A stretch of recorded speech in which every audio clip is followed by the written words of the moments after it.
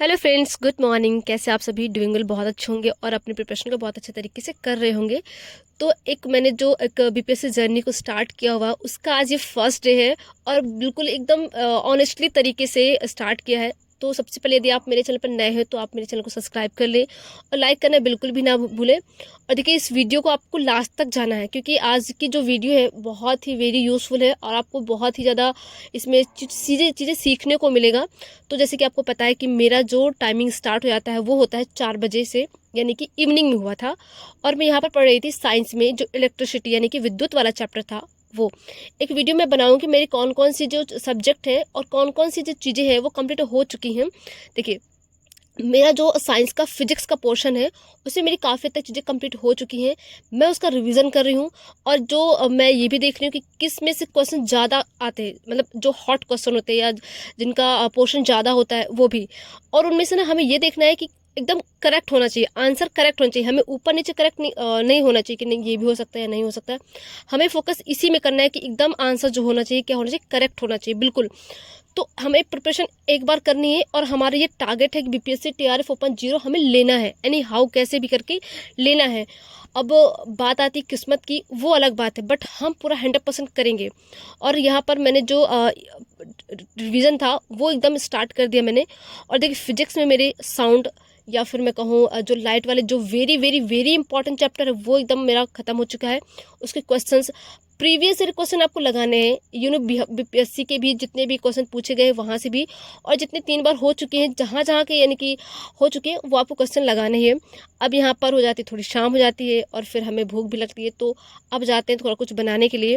तो यहाँ पर जो भी अटरम सटरम रखा था वो सब बनाया खाया। और मेरे माइंड में ना ये चीज़ चलती रहती है, जब भी मैं कोई चीज़ करती हूँ तो मेरे माइंड में ये चीज़ चलती रहती है कि मैं मतलब सारा काम ना ख़त्म हो जाए और बस मैं अपनी पढ़ाई को कंटिन्यू करने बैठ जाऊँ।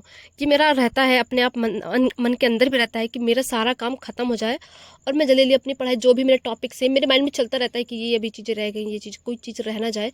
और मेरा ये टारगेट है, पूरा अपना टारगेट कि 20 जून तक मतलब मेरी जो चीज़ें हैं वो कंप्लीट हो जाए। देखिए, मैं पूरा सिलेबस तो कवर नहीं कर पाऊँगी क्योंकि सिलेबस नहीं कर सकता कोई भी। हाँ, जितनी भी इंपॉर्टेंट चीज़ें हैं, जिस सब्जेक्ट से जितनी क्वेश्चंस आ रहे हैं वो मैं ज़रूर कवर कर सकती हूँ। तो यहाँ पर रात में मैंने उसके बाद फिर मैंने रिवीजन किया, जिसका मैं वीडियो नहीं बना पाई क्योंकि मैंने रिवीजन फ़ोन से किया था। और मैं रिवीजन कहाँ से करती हूँ, मैं यूट्यूब से रिवीजन करती हूँ, जो टॉपिक होता है वहाँ से रिवीजन कर लेती हूँ। इसके बाद मॉर्निंग में देखिए, यहाँ पर मेरी तबीयत, लिटरली बता रही हूँ, तबीयत बहुत ख़राब है मेरी। मेरा इसकी वजह से ना मेरे चेहरा तक स्वेलिंग हो चुका है और ये कोई भी मेडिसिन है शायद कोई रिएक्ट कर गई है, जो भी जैसा है। तो यहाँ मैं प्रॉपर तरीके से जुकाम बुखार सब कुछ हो रखा है मुझे। इसके बाद मुझे लगता है कि मैं 1-2 महीने पढ़ लूँगी तो बेहतर होगा। और यहाँ पर सुबह फिर ये था कि मुझे सुबह क्या पढ़ना है, तो सुबह मैं जो पढ़ने बैठी थी वो बायोलॉजी वाला सेक्शन पढ़ने बैठी थी। और बायोलॉजी में मैंने क्या पढ़ा था, मुझे लगता है जो मुझे चीज़ें आ रही पहले उसको मैं कवर कर लेती हूँ एक बार में, 1-2 दिन 3 दिन में। और उसके बाद जो चीज़ें मुझे लगता है कि नहीं, या फिर आप जब प्रैक्टिस किया करो तो प्रैक्टिस में देखा करो ये क्वेश्चन किस टॉपिक से आया हुआ है। आपको वो क्वेश्चन नहीं आया तो टॉपिक उठाओ, उसको पढ़ो, इसके बाद आपकी चीज़ें क्लियर होंगी। तो मेरा भी ऐसा ही है। तो जब मैं पढ़ने बैठती हूँ तो एक बार मैं रिवीजन कर लेती हूँ। जैसे कि अभी जो डाइजेशन वाला चैप्टर या हम आप बोलूँगी पोषण न्यूट्रिशन वाला चैप्टर, वो वेरी वेरी इंपॉर्टेंट है। उसमें जो एंजाइम्स होते हैं वो आप कवर करो। एकदम फिक्स होना चाहिए कि प्रोटीन का पाचन कौन कर रहा है, पेप्सिन कर रहा है, यानी कि पेप्सिन आया तो प्रोटीन, ट्रिप्सिन आया तो प्रोटीन है, प्रोटीन का पाचन। वसा का एमाइलेज जो भी है, लारी एमाइलेज है, लार का पाचन करेगी, कार्बोहाइड्रेट का पाचन करेगी। इसके बाद हमारा जो भी जैसे गैस्ट्रिक जूस है, HCl में क्या क्या है, या गैस्ट्रिक जठरस में क्या क्या चीज़ें हैं, और जो पित्तरस कहाँ से जा रहा है, पित्तरस या गृहिणी को कहाँ कहाँ से उसको जूस मिल रहे हैं, ये सारी चीज़ें आपको कवर करना है क्योंकि यही चीज़ें हमें ना मतलब वो कर देते हैं, एकदम डिसबैलेंस कर देते हैं वहाँ पर। और इसके बाद फिर मैं बैठी थी अपना जो थोड़ा 2 घंटे बाद पढ़ने के लिए। यहाँ पर मैं बहुत टाइम इकट्ठे नहीं पढ़ पा रही थी क्योंकि मुझे ना मेरी सांस फूल रही थी बार बार, या बहुत ही वीकनेस सी आ रही थी किसी रीजन से, या मुझे खांसी आ रही थी। तो मैं थोड़ा थोड़ा आधे आधे घंटे करके पढ़ रही थी, 2-2 अक्षर पढ़ रही थी। मुझे ऐसा लग रहा था कि मतलब मेरा दम थोड़ा निकलने वाला है, ऐसा लग रहा था। तो मैं ज़्यादा देर तक एक जगह बैठकर नहीं पढ़ पा रही थी। आधे घंटे पढ़ रही थी, फिर मुझे रिलैक्स चाहिए था, फिर आधे घंटे पढ़ रही थी, फिर मुझे रिलैक्स चाहिए था, ऐसा हो रहा था मेरे साथ। और लेकिन हमें पढ़ना है।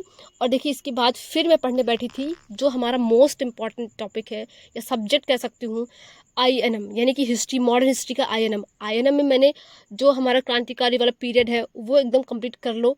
उसमें से जितने भी भगत सिंह यानी काकोरी कांड है, ये जो इम्पोर्टेंट है, ये जो हॉट क्वेश्चंस बन सकते हैं यहाँ पे, जो मतलब कि पूछ ही जाते हैं, वो आप कवर कर लो। इसके बाद मैं गांधी इरा को मैंने 2-3 बार पढ़ लिया, गांधी को जाने कितनी बार पढ़ लिया है, उसके बाद भी मुझे ऐसा लगता है कहीं मेरे से क्वेश्चन मिस ना हो जाए। जैसे एक क्वेश्चन फर्स्ट टीआरएफ ओपन जब पहली बार हुआ था तब आया था कि मतलब कि चंपारण आंदोलन के दौरान किसने मतलब गांधी जी को मरवाने की कोशिश की थी, तो वहां पर था इरविन ने, तो वो बत्तख मियां ने बचा लिया था, वो क्वेश्चन था। तो उसमें मैं डिसबैलेंस हो गई थी उस दिन, तो उसको मुझे लगा कि वो क्वेश्चंस को ऐसे पढ़ते पढ़ते डिसबैलेंस हो गई कि मतलब ये क्वेश्चन क्या पूछ रहा है। उसके बाद फिर मैंने उसको कवर अप किया, और ये चीज़ें हैं जो हमें क्वेश्चन के थ्रू हमें पता चल रही कि हाँ ये क्वेश्चन भी पुट अप हो सकता है।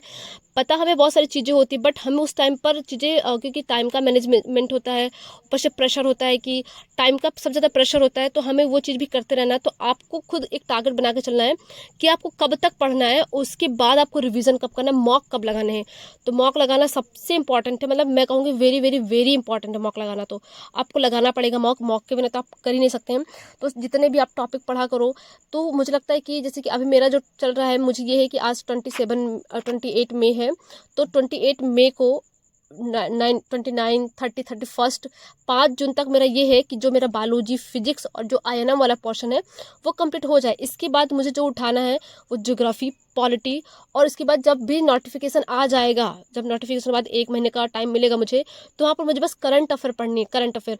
उसके बाद जहाँ अब मैथ की बात बताती हूँ, जब भाई मैंने मैथ पढ़ा पहली बार, ओ माय गॉड, ये भी एंगल, इतने सारे एंगल, इतने सारे कोड। हालांकि मुझे मेरी मैथ इतनी ज़्यादा अच्छी नहीं है कि मैं बहुत अच्छा कवर कर पाती हूँ। रीजनिंग मेरी काफ़ी हद तक अच्छी है, रीजनिंग मैं अभी नहीं लगा रही हूँ, लेकिन हाँ 5 जून के बाद से मैं रीजनिंग भी कवर करूँगी। लेकिन मैं जब मैथ लगाने बैठी, बाबा रे, मतलब मैंने देखा कि अरे बाप रे, इतनी सारी चीज़ें हैं, ये एंगल, वो एंगल, फलाना एंगल, ये ऐसा एंगल, त्रिभुज, कोण, ये सारी चीज़ दिमाग में नहीं जा रही थी। 2-3 दिन तो मुझे उसको समझने में लग गया था। मैंने कहा क्या ये, क्या कैसे करूँगी। तो 2-3 दिन तो मैंने उसको समझा था अच्छे तरीके से, ज्योमेट्री।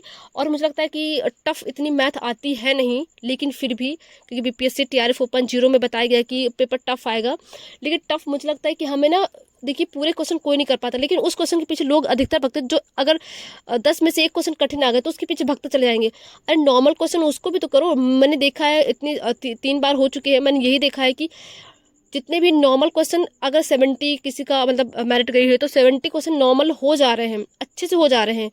और मुझे लगता है कि बहुत टफ के पीछे नहीं भागना, हमें बहुत छोटी चीज़ों को पहले कवर अप करना है, जो हमारे में डिसबैलेंस हो जाती हैं, लिटरली हो जाती हैं। और फिर घर आकर देखते हैं कि अरे इसका आंसर तो ये था, इसका आंसर तो वो था। तो हमें ना बहुत अच्छे तरीके से पढ़ाई करनी है। और आप भी, अगर आपको मेरा वीडियो अच्छा लगा तो प्लीज़ आप मुझे लाइक कर सकते हैं, शेयर कर सकते हैं, प्यार प्यार से कॉमेंट्स